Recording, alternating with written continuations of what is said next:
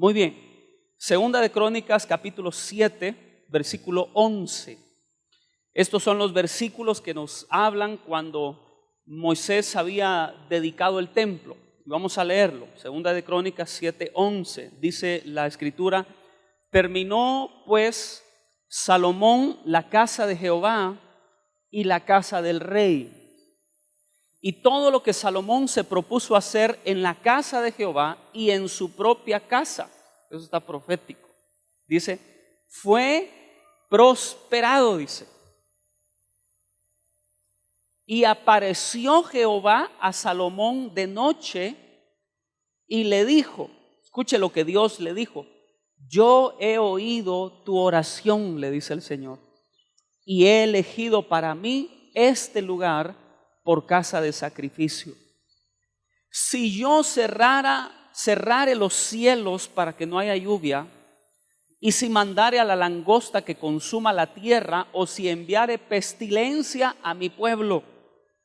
Antes de que continuemos leyendo, déjeme recordarle que esto que Dios les estaba diciendo era una situación como una consecuencia de su propia desobediencia.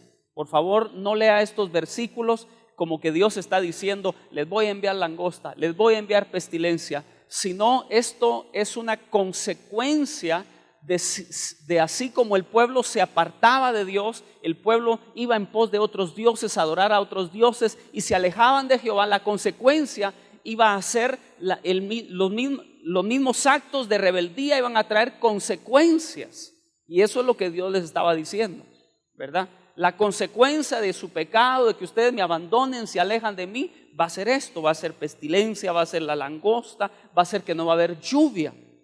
No lo vea desde un punto de vista como que a veces nosotros pensamos y tenemos la idea de que cometemos un error, hicimos una falta, Dios me va a castigar, y tenemos la mentalidad de un Dios de condenación, de un Dios de enojo y de ira, y no de un Dios de amor y de misericordia.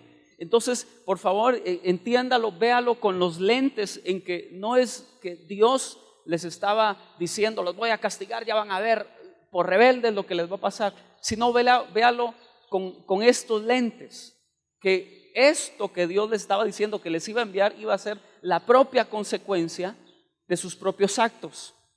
Luego dice en el versículo 14, el Dios les dice la solución y dice, si se humillare mi pueblo, sobre el cual mi nombre es invocado.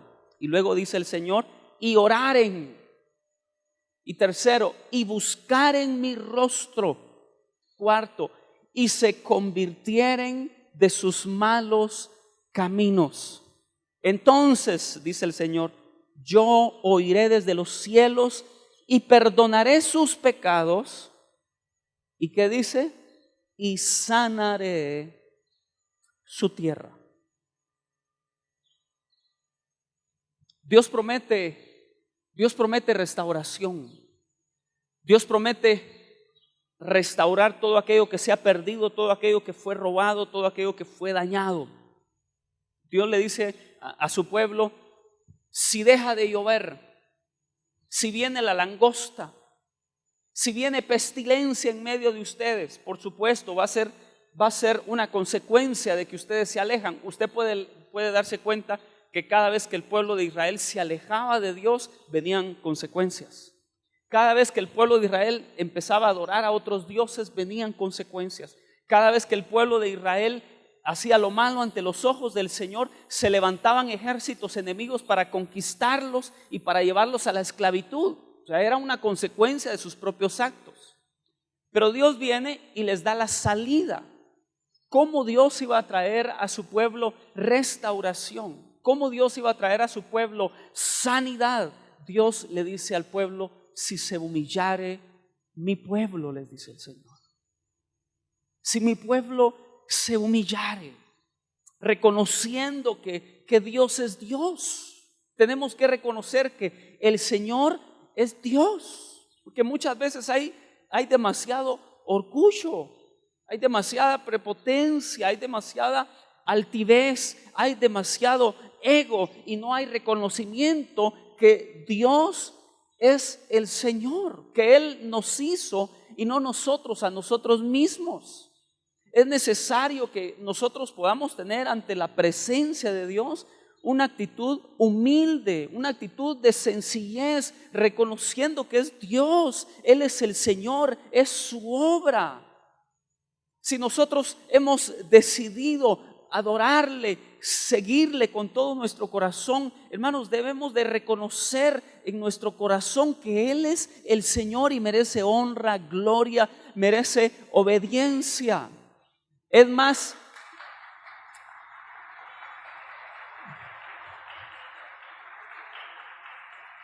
hay un pasaje en la Biblia que dice, bueno me es haber sido humillado, dice, porque si no, no hubiera amado tus mandamientos.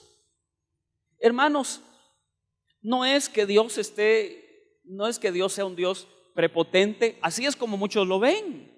Muchas personas ven a un Dios sanguinario de las guerras, ven a un Dios prepotente que está diciendo, humíllense ante mí, adóreme porque yo soy Dios. Y no es así, es todo lo contrario. Cuando Dios dice, si mi pueblo se humillare, Dios está hablando de un reconocimiento. Imagínense que Dios nos hizo, nos creó y nosotros decidimos darle a Dios la espalda y todavía si queremos bendición. No es justo. Dios pide, si están sufriendo, les están pasando tantas cosas, reconozcan que yo soy el Señor para traer sanidad. Eso es lo que Dios nos está diciendo. Dios recompensa una buena actitud. Decía hace un momento mi esposa, decía, Dios le había dado palabra de alguien que tenía que ir y en vez de tener orgullo, pedir perdón como un acto de humildad. La Biblia dice que Dios da gracia al humilde, pero al altivo, ¿cómo hace Dios? Dice, lo mira de lejos, dice. Y usted sabe el poder de la gracia. Jesús era lleno de gracia, dice la Biblia. Jesús portaba la gracia. Cuando la gente veía a Jesús, miraban el rostro de un santo. Cuando la gente miraba a Jesús, decía, este no es un hombre común, este tiene algo que otro no tiene. ¿Sabe por qué? Porque veían la gracia sobre él. Y la Biblia dice que Dios da gracia al humilde. Y cuando Dios derrama su gracia sobre sus hijos, hermano, Dios abre puertas. Cuando Dios derrama su gracia sobre sus hijos, pasan cosas especiales, sobrenaturales. Cuando usted actúa en humildad ante Dios, hermano, usted va a ser portador de su gracia. Usted puede ir con pisto a pedir la visa y quizás ni se la den, pero usted puede ir con la gracia de Dios, que ni le van a preguntar qué tiene. Aló.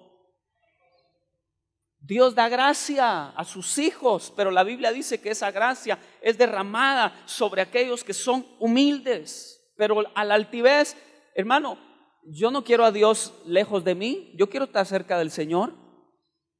¿Cuántos quieren su gracia en su vida? Dios quiere darnos su gracia. Dios quiere que nosotros podamos reconocerlo. Aunque esto está en el Antiguo Testamento, el principio sigue válido. Yo sé que ya no vivimos bajo el antiguo pacto, vivimos bajo un nuevo pacto que vino a través de Jesucristo, ¿verdad? Ya no hay que hacer sacrificios de animales, ¿verdad? Jesús se sacrificó y derramó su preciosa sangre.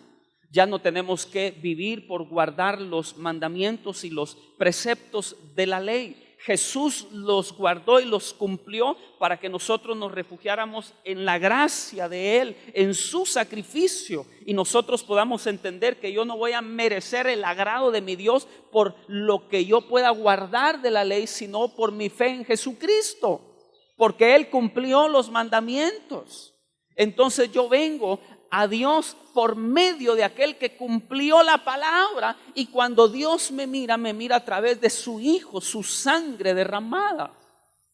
Yo sé que no vivimos bajo bajo el antiguo pacto, sino bajo un nuevo pacto, pero es validero que nosotros tengamos una actitud ante el Creador, ante el Padre, de sencillez y humildad. Y Dios dice, si mi pueblo se humilla, dice Dios, si mi pueblo me reconoce.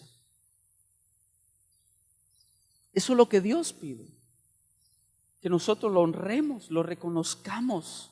Y ese va a ser el primer paso para que Él pueda derramar su gloria y traer sanidad. Mire cómo estamos iniciando el mes de marzo. Si queremos ver su gloria, este va a ser un mes de su gloria, de su presencia, de buscarlo a Él, hermano, de su presencia manifiesta en medio de nosotros. Pero ¿cómo preparamos este ambiente? Con la actitud correcta. Vengamos a la iglesia a reconocer que Él es el Señor. Y Dios dice, si mi pueblo me reconoce, se humilla y reconoce que yo soy Dios. ¿Cuántos dicen amén? Mire, hay en Proverbios capítulo 30 y versículo 8, estas son palabras de Agur, y dice, vanidad y palabra mentirosa aparta de mí, dice Agur. No me des pobreza ni riqueza, dice.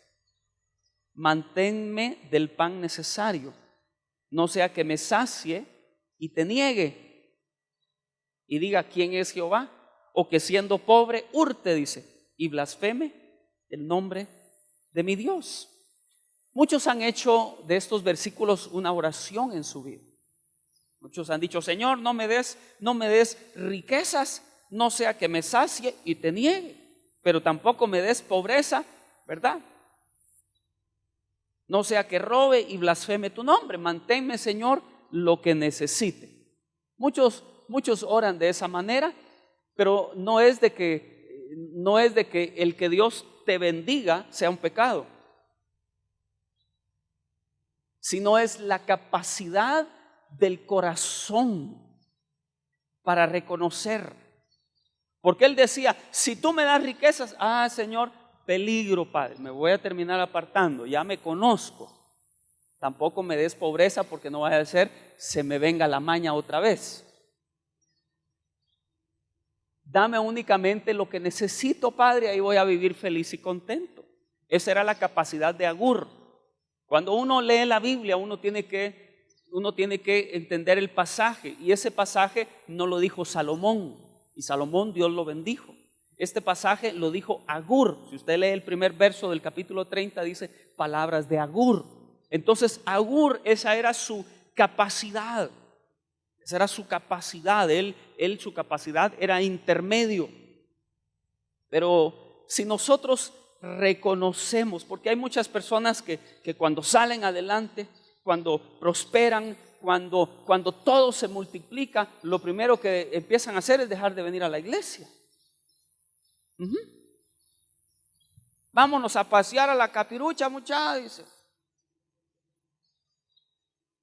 Sí, la comodidad, los beneficios y todo. Tanto que he trabajado, mejor descansemos hoy domingo.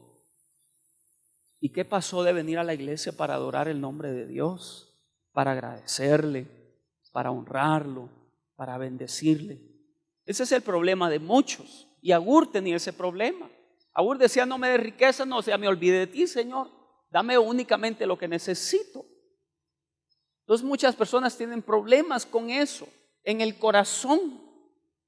Por eso es que Dios nos pide que cuando vengamos ante Él, Dios dice, si mi pueblo se humilla, me reconoce.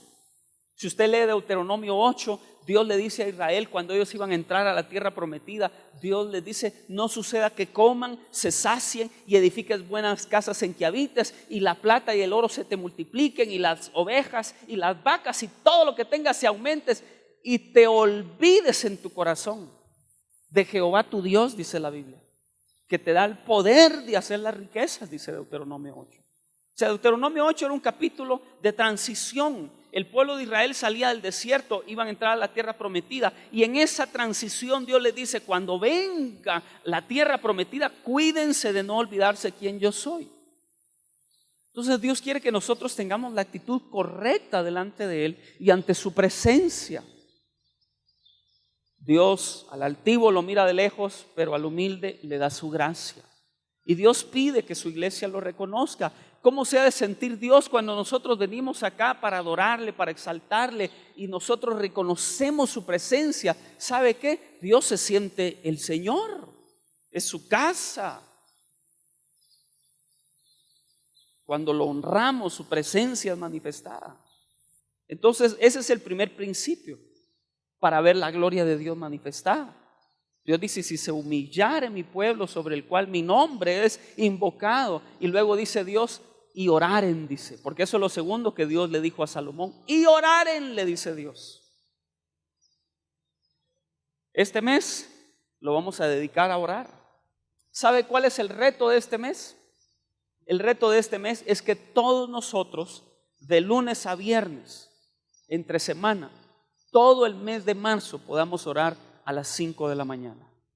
¿Cuántos tienen una alarma en su habitación o tienen un teléfono con alarma? Ahí me hace favor de ponerlo a las 5, por favor.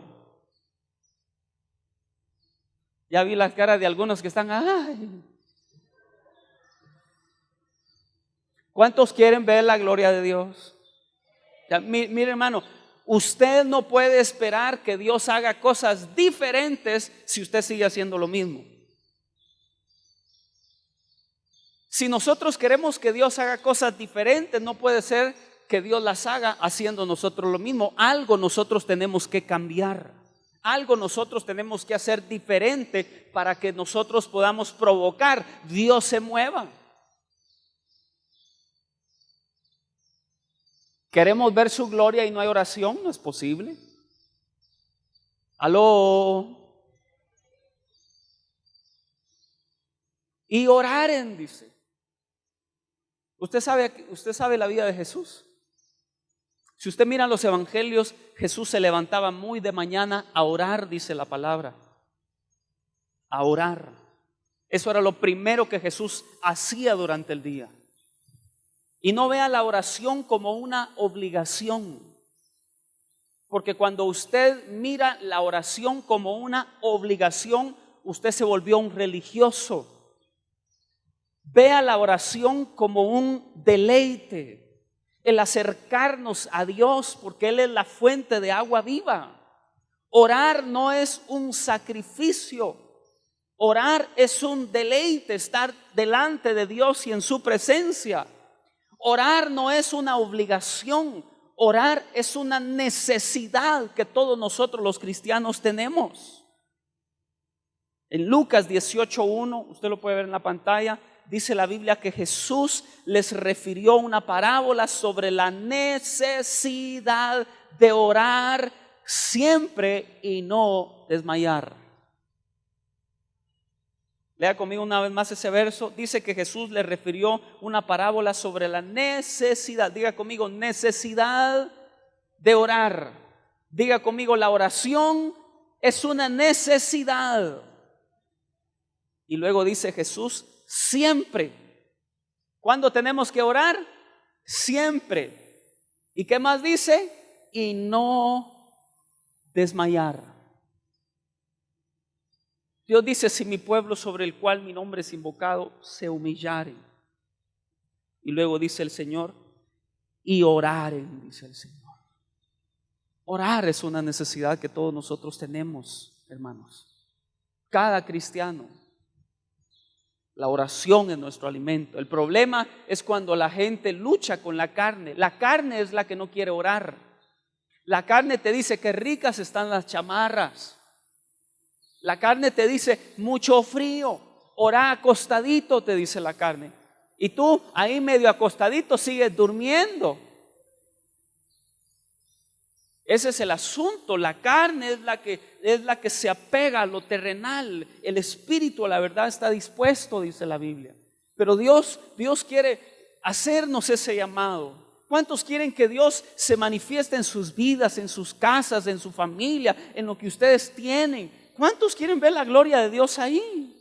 Dios le dijo a Salomón qué era lo que el pueblo tenía que hacer si estaban viviendo un tiempo de angustia. Dios le dice: humíllense, reconozcan que yo soy Dios y oren, les decía Dios. Hay que orar, mis hermanos. Orar es una necesidad. Orar debe de ser un deleite. Orar debe de ser, hermanos, un acto especial, estar en la presencia de Dios. Tenemos que orar. ¿Cuántos dicen amén?